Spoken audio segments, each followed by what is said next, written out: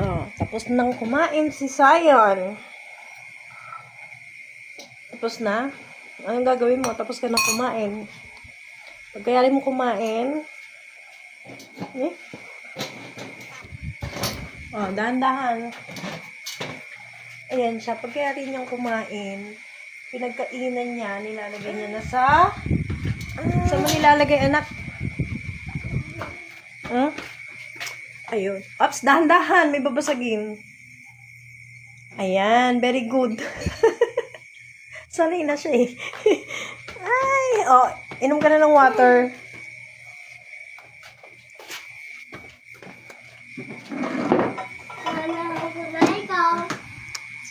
Tapos na ako minom ng water, nak.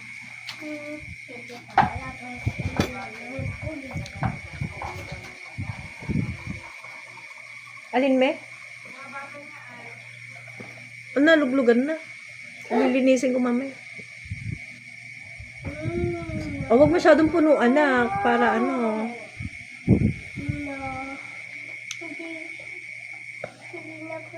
Oo. Inom na?